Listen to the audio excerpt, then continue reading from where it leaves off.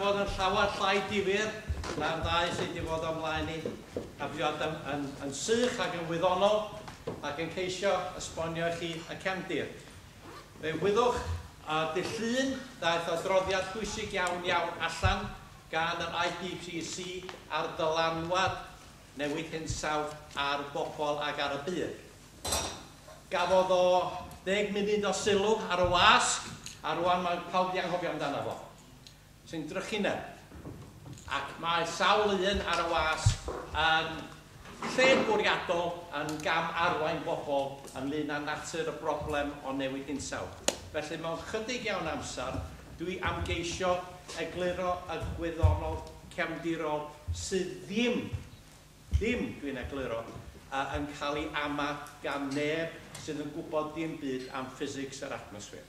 Iawn, ddechrau fanna ac wedyn mynd ymlaen at bethau eraill wedyn. A dwi am geisio wneud hwnny yn Gymraeg, ac os mae gennych chi gwestiynau, atebwch. Alla beth cyntaf i egluro ydy bod effaith tŷ gwydyr, y greenhouse effect, yn beth gwbl naturiol. Ond am yr effaith tŷ gwydyr, fysa ni nôl yn y snowball earth oedd y cyfeillio ni yn siarad amdano fo. Reit, a wedyn mae'n bwysig iawn i fi sylweddoli hynny. A peth arall i bwysleisio, na'r nwy tŷ gwydyr fwyaf pwysig ydy anwedd dŵr. A da ni'n gwybod hyn yn hunig ar diwrnod a ha, neu os da chi'n mynd fel o'n ni i diffeithwch yn Affrica neu yn y canol oes, ar noson sych clir, mae'n oeri'n glep. Os da chi'n mynd allan o'r cariad gyda'r nos, ewch ar noson fwyn tynnar yn dipyn bach gymylach. Mae'n aros yn gynesach. Da ni'n gwybod hynny. Reit, so felly, anwedd dŵr ydy'r nwy tŷ gwydyr mwyaf pwysig. A be dwi eisiau trio wneud, a mae'n ddrwg ar i am hyn, ond os da chi'n dall hwn, da chi'n dall y broblem. Reit. Da ni gyd yn gwybod bod ni'n cael ynni o'r haul mewn heulwen, pelythra'r haul. A mae yna spectrwm i'r ynni yna. A mae'r spectrwm yna yn yr ardal da ni'n gweld a hefyd yn y UV. A dyma'r spectrwm yr ynni sydd yn cyrraedd arwynebedd yr atmosffer o'r haul. I fyny fan'na. A fe welwch bod rhan, a dyma'r un coch ydy'r ynni sy'n cyrraedd llawr daear ni. A fe welwch fama bod rhan ohono fo yn cael ei signo gan yr awyr. Yn cael ei signo, os da chi'n sbio fama, gan o'r ozon a'r oxygen yn yr awyr. Ac wrth gwrs mae hwn yn bwysig, os dyma fe sy'n amddiffyn ni, os mae'r UV fama yn mor egniol, mae'n creu cancer. A da chi'n gwybod dyma pam da chi ddim yn gorfod yn y haul gormod, cos da chi'n cael cancer. Reit. So dyma ynni sy'n dod i fewn. Os fysa ynni yn croni, fysa'r byd yn mynd yn boeth ac yn boeth, sa'r dŵr yn berwi, a sa'r neb yn byw yma. So mae'r byd hefyd yn adlewyrchu ynni. A mae'r haul yn boeth, gwmpas 6,000 gradd, a wedyn, ond ganlyniad i hynny, mae'r ynni efo tonfedd wavelength uchel iawn, a mae'n egniol iawn.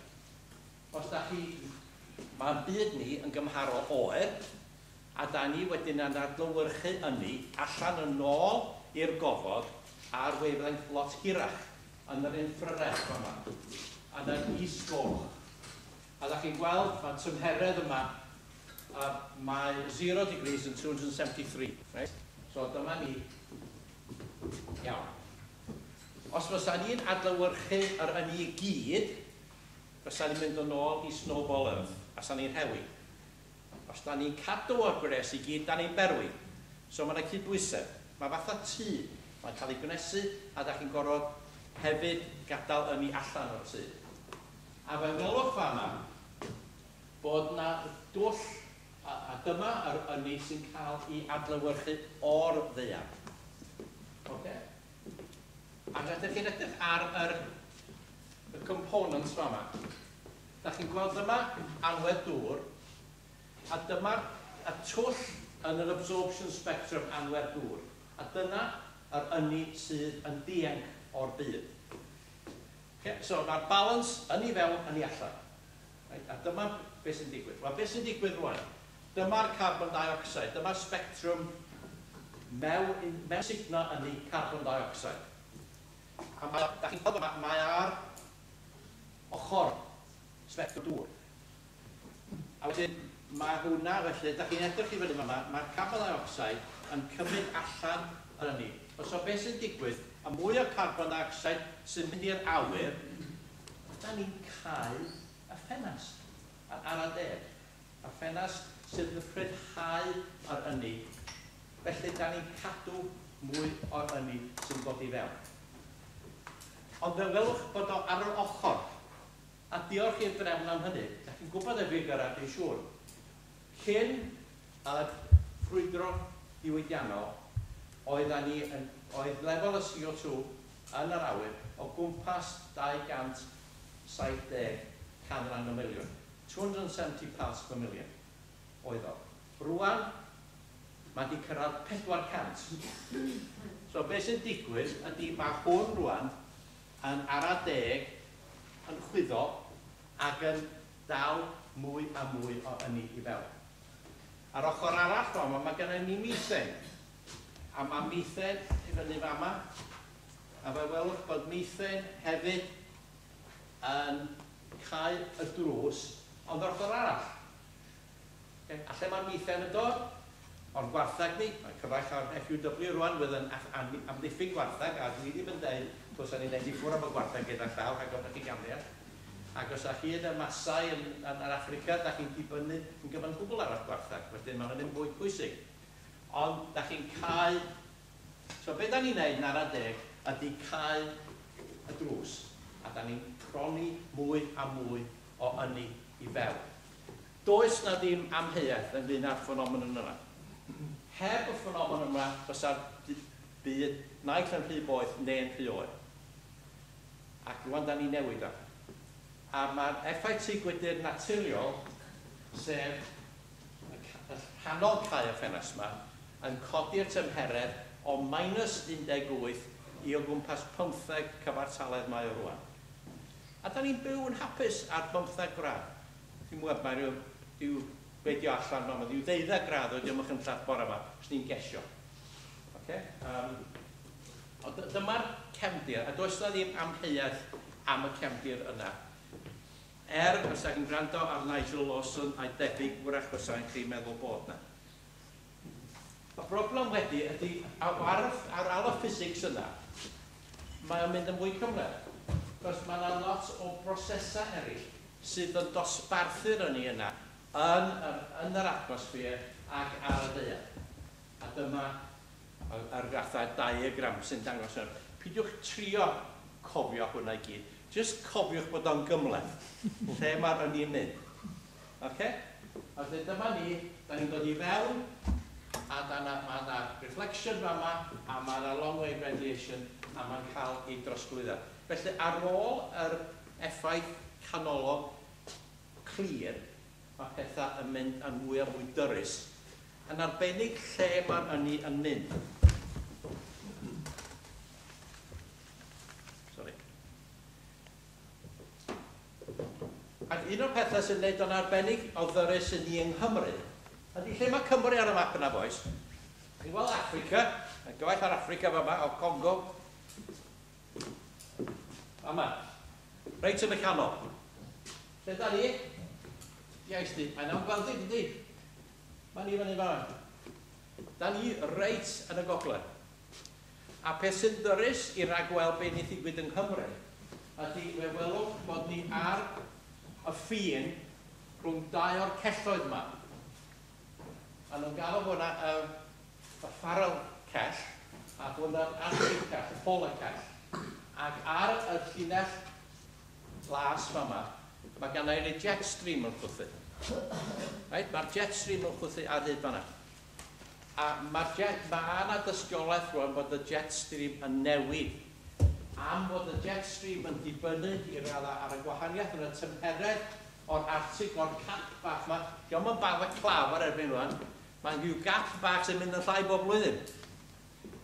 Ac wedyn mae gennych chi y gwyntoedd a mae yna jet stream arall fama. A wedyn mae gennych chi'r intertropical convergence yn reit yn just isa i'r Congo trwy ganol Africa. So, da ni mewn lle od iawn. A da ni'n derbyn tywydd cyfal iawn. Am nid yn unig bod ni ar y ffin, ond hefyd, da ni hefyd yn derbyn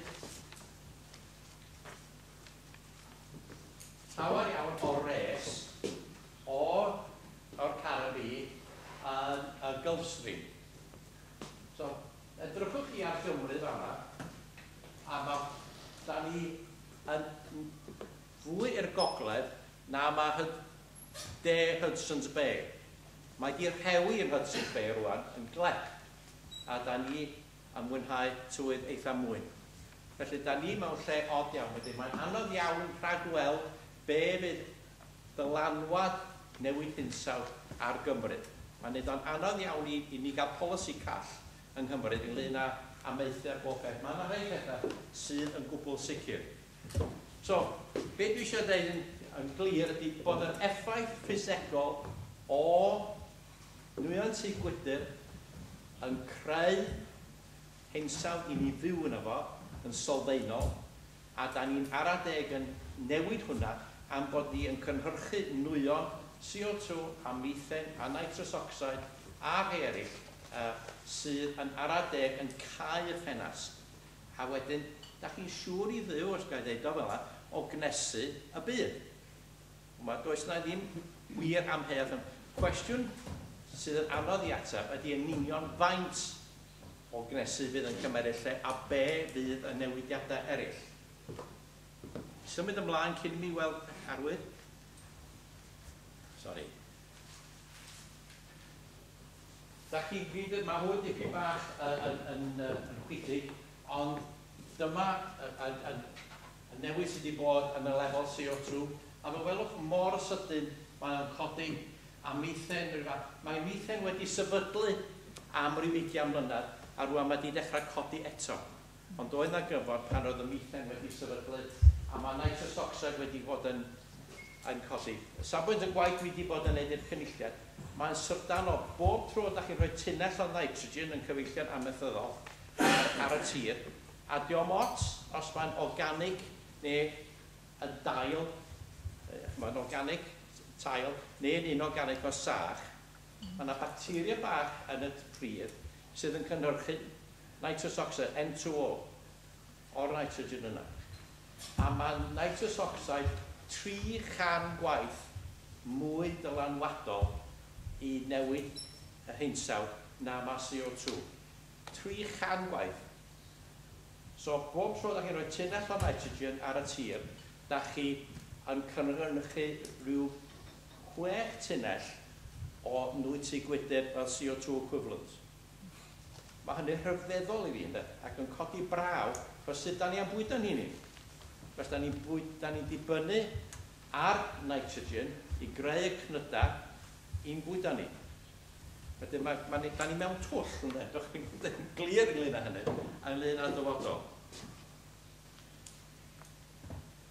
A pwynt arall dwi eisiau gwneud, os da chi'n darllen y wasg, os da rhywun darllen y Daily Mail yma?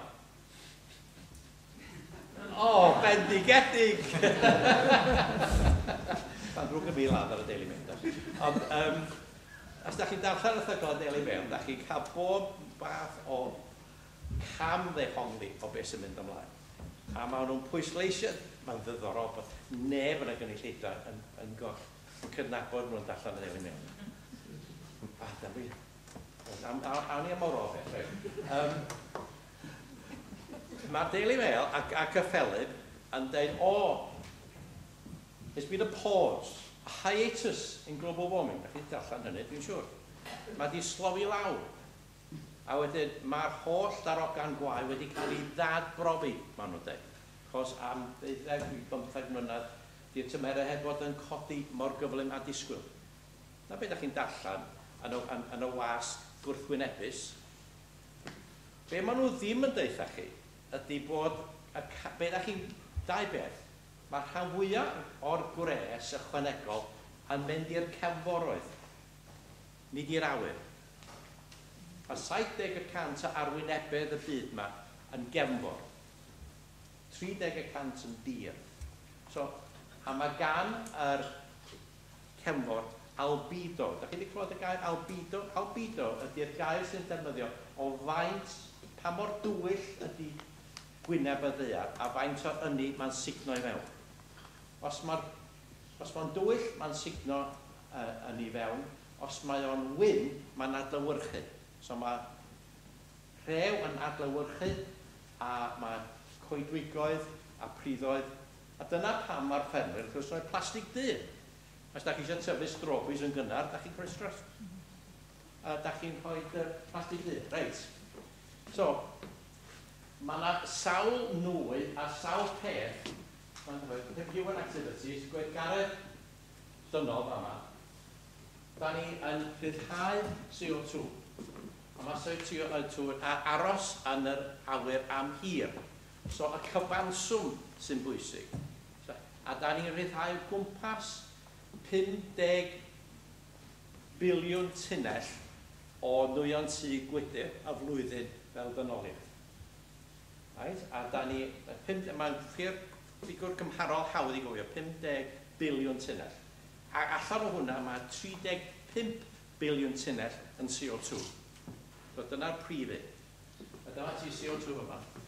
Ac wedyn mae gennym ni nitrous oxide a methane, a mae ozon, sy'n ni'n gorfod mynd yn ôl, mae ozon hefyd ei hun yn nwy tŷ gwydr. Ac vapor trails a pethau fel yna. Ond, mae yna bethau eraill sydd yn oeri. Ac yr peth mwyaf pwysig o'r rhain ydy aerosols a llwch yn yr atmosffer. So, mae yna bethau sydd yn oeri. Da chi wedi gweld gwrach yn Beijing yn ddiweddar bod yr aer ddim ffit i neb anadlu. Yn Paris yn ddiweddar oedd yr aer ddim ffit i neb anadlu. Ond ni, cwilydd i mi, yn dreifio fyny o De Lloegr ddoe, ac oedd y smog yn amlwg yna. Mae llwch yn dod i fyny ar Sahara, a hefyd mae yna nwyon yn cael ei ryddhau gan geir a pethau fel yna. A mae heina yn oeri. So, be da ni'n cael ydy'r net o'r pethau negyddol sy'n oeri a'r pethau positif sy'n cnesu. Da chi'n edrych arno fo fel yna. Ac os da chi'n edrych ar yr effeithiau yma i gyd, mae y data yn dilyn y modelau yn rhyfedd o gywir. Ond be maen nhw'n dweud ydy y gwrthwynebydd jyst edrych ar y CO2, a dyn nhw'n sylweddoli bod wedig China wedi bod yn cynhyrchu, defnyddio lot o lo, a mae'r glo yna'n cynhyrchu CO2 yndi, ond hefyd mae rhyddhau llawer iawn o sulfur i'r atmosffer. A mae sulfur yn lleihau codiad yn y tymheredd. So, y net sydd yn bwysig. A paradox ydy, rwan bod China yn gorfod glanhau i awyr, fel fydda ni'n gorfod glanhau ar ôl beth sydd wedi digwydd yn Llundain, bydda ni'n gwneud yr effaith sydd gwydr yn waith. Bydda ni'n llenhau rhain, a wedyn fydda net yma yn mynd yn fwy. Reit, fi'n siŵr bod dwi'n rhedeg all amser, yn fuan iawn, wedyn na i symud ymlaen. Dyna'r graffs, ond dwi'n mot am hynna. A dyna yn newid yn y tymheredd. A gyda llaw, rydyn chi sy'n gwneud deryddiaeth yn yr ysgol lleol, mae yna darogan El Niño yn dechrau'r ha yma at Gaea nesaf. Ac os mae yna gysylltiad rhwng y tymheredd a effaith El Niño. Do'n ni'n ôl at hynny nes ymlaen pan dwi'n siarad ar ailwaith neu yna effaith yn Lesotho. Yr elfen sydd yn drawiadol ydy'r ewel yn yr Arctic. Yn yr Arctic, dyma y gwahaniaeth rhwng faint, dyma ynys werdd, Greenland, ac dyma faint o'r rhew sydd yn meirioli wahanol flynyddoedd. O flwyddyn dwytha, a flwyddyn gymharol dda, flwyddyn cynt, 2012, oedd hi'n drychineb. Oedd yna ferioli aruthrol yn yr Arctic.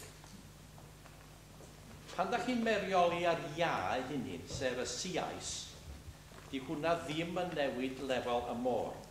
Pan da chi'n newid yr ia sydd ar y tir, da chi wedyn yn codi lefel y môr. A fel yn y sketch gwych a gafon ni o'r blaen, os mae'r holl ia yn Ynys Werdd yn meirioli, fydd o'n codi lefel y môr 6 metr. Dwi'n yn siŵr pa mor uchel wrth ben lefel y môr mae Machynlleth. 5 gwrach, e? Mwy na hynny, 10. Mwy na hynny, ie. Ond dwi'n ddigon o, di Llundain ddim. A mae lot, mae Llandudno, bendant. Be sy'n digwydd i Aberystwyth, pan oes a storm cyffelyb i'r storm gafwyd mis a hanner yn ôl, a bod y lefel y môr metr yn uwch. Ystyriwch y peth. 2 metr yn uwch, 6 metr yn uwch. Fel fi'n dod o Bangor, peidiwch yn mynd i'r coleg yn Aberystwyth ac yno chi foddi. Dwi ddim foddi. Ond mae'n syrdanol. Be bydd digwydd? A da ni jyst yn troi'n cefn. Ar dop hynny, mae'r holl effeithiau yn y gwledydd tlawd, fel dwedwyd cynt. Bobl fydd yn diodda fwyaf ydy'r bobl yn y gwledydd tlawd. A beth sy'n wir ar yn poeni rhywun ydy bod y bobl sydd yn gwadu hyn ydy'r bobl mwyaf cyfeithog, bobl sydd hefo'r modd i ysgoi y dylanwadau. A mae'r bobl tlawd, dwi heb bod efo fi, ond dwi wedi bod yn gweithio yn yr Aiff. Ewch i'r delta ar yr Aiff, a gweld ar y sefyllfa fanna. Os da chi'n codi lefel y môr metr yn yr Aiff, mae yna ganran sylweddol o'r delta yn diflannu, a mae tre Alexandria yn mynd yn ynysoedd. A does gen y gwledydd yma ddim y modd i wneud dim byd yma. So, i grynhoi yn sydyn, does na ddim dadl bod yr effaith sy'n gwydyr yn digwydd a bod o'n hanfodol. Does na ddim dadl bod ni fel dynoliaeth yn newid hwnna. Lle yn union mae'r ynni ychwanegol yn mynd yn ddyrus iawn. Cos mae'n dibynnu ar y holl newidiadau yn yr atmosffer, a'r dosbarthiad rhwng yr atmosffer a'r môr a'r tir. So mae'n anodd gweithio hwnna allan. Ond tu hwnt i hynny, mae'r rhagolygon yn ddu. Ac i roed y ffigurau chi, mae'n werth i chi gofio rhaid. Da ni'r rhyddhau 50 biliwn gigatons ydy, ond mae giga yr un peth a biliwn. 50 gigaton o nwyant sy'n gwydyr cyfartaledd CO2 y flwyddyn. Mae gennym ni boblogaeth yn y byd o 7 biliwn o gwmpas. Mae'r sums yn hawdd, felly 7 tunnell y pen. Faint di allarion Cymru? Y pen? Dwi'n yn gwybod? O gwmpas 15 i 1 ar 15. Australia, gwmpas 5 ar 20. Mae'r Gulf States yn 10 ar 20. Mae China, gwmpas 6 i 7. Mae gwledydd Affrica rhwng 1 a 2 tunnell y pen.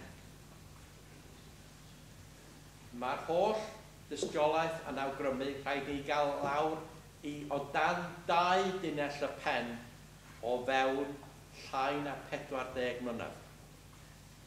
Reit? I ni bidio, mae hwnna yn dipyn o ddeud. Yn bersonol, dwi wedi bod yn trio cael y wraig a finna i lawr i 6 tunnell y pen. A mae modd byw yn fras iawn, da ni dosbarth canol cyfforddus ofnadwy. Cymraeg dosbarth canol. Dwi'n gallu byw ar rhwng 6 a 7 tunnell y pen.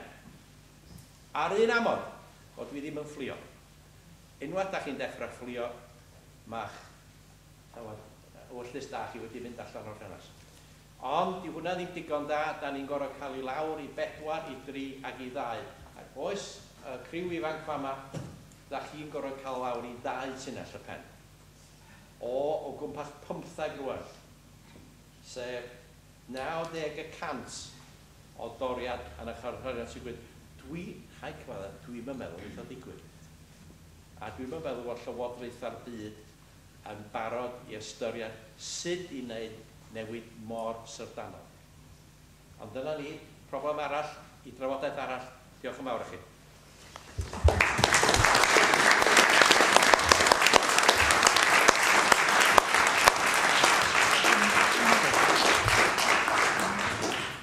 Diolch yn fawr i'r athro Gerch, beth ydy'r lan, o'i coch dros yma. Dwi'n meddwl o'n teimlo mor